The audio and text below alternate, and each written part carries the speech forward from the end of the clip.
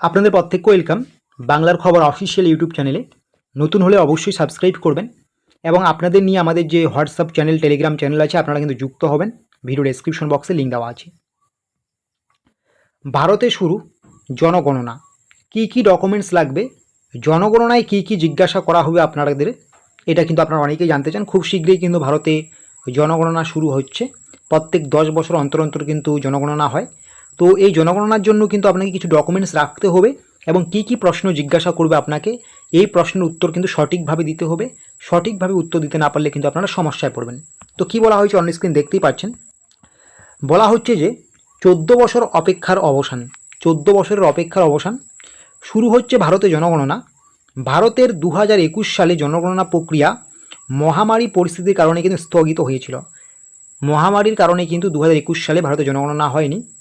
সাধারণত প্রতি 10 বছর অন্তর অন্তর জনগণনা হয়ে থাকে, তবে 2021 সালে এই প্রক্রিয়াটি সম্পূর্ণ না হওয়ায় 4 বছরের ব্যবধানে বা তারও বেশি ব্যবধানে জনগণনার কাজ পুনরায় শুরু হতে চলছে। খুব শীঘ্রই কিন্তু জনগণনার কাজ শুরু হতে চলছে। কবে থেকে ভারতে জনগণনা শুরু হচ্ছে সেটাও কিন্তু আপনারা জানতে পারবেন, ঠিক আছে। আর অবশ্যই বলবো বাংলার খবর অফিসিয়াল ইউটিউবে নতুন হলে সাবস্ক্রাইবটা করে নেবেন। এই জনগণনায় কী কী জিজ্ঞাসা করা হবে আপনাদের বিস্তারিত আলোচনা করা হলো।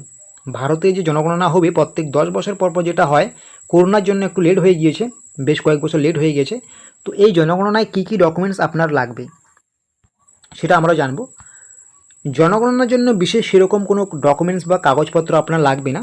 এক নাম্বার যেটা, আপনার আধার কার্ড হলেই হয়ে যাবে। আপনার আধার কার্ড দেখা হবে, ভোটার কার্ড দেখা হবে, প্যান কার্ড, মাধ্যমিকের অ্যাডমিট কার্ড বা জন্মের শংসাপত্র, প্রাথমিক বিদ্যালয় থেকে পাওয়া শংসাপত্র, এগুলো দেখে কিন্তু আপনাকে যাচাই করা হবে। তবে প্রত্যেকের যে এই সমস্ত ডকুমেন্টস দেখবে এরকম কিন্তু না।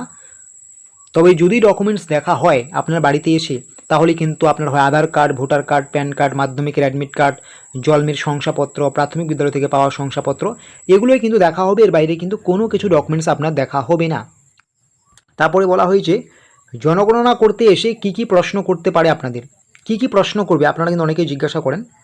তো এই প্রশ্নগুলোর মধ্যে যেমন আপনার বাড়িতে কতজন সদস্য রয়েছে, ঠিক আছে, আপনাদের সদস্যদের নাম কি, বয়স কি, লিঙ্গ কি, ঠিক আছে, আপনার বাড়িতে যারা রয়েছেন কারা কোন জীবিকার সাথে সম্পর্ক, সেই জীবিকা সম্পর্কিত তথ্য দিতে হবে, ঠিক আছে।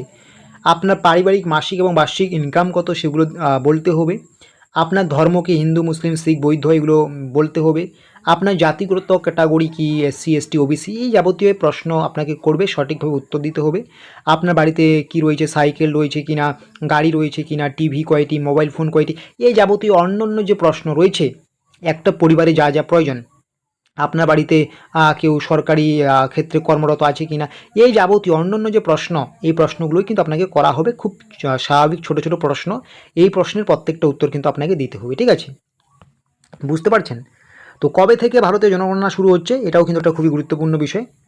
2027 সালের 1 মার্চ থেকে শুরু হতে চলছে ভারতের পরবর্তী জনগণনা বা আদমশুমারি, ঠিক আছে। দীর্ঘদিন ধরে কিন্তু ভারতে আদমশুমারি হয়নি।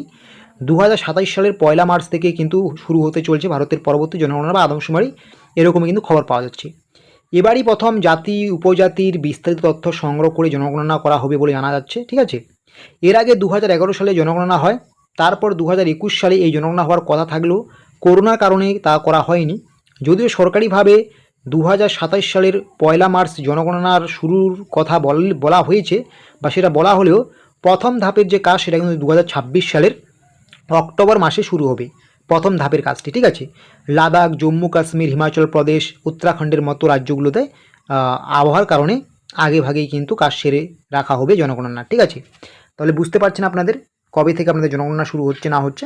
2027 সালে শুরু হওয়ার সম্ভাবনা রয়েছে, তবে কিছু কিছু জায়গায় কিন্তু 2026-এই চালু হয়ে যাবে, ঠিক আছে। আর এই যাবতীয় তথ্য কিন্তু আপনাকে জানতে হবে, আপনাকে এইগুলোই জিজ্ঞাসা করবে, ঠিক আছে।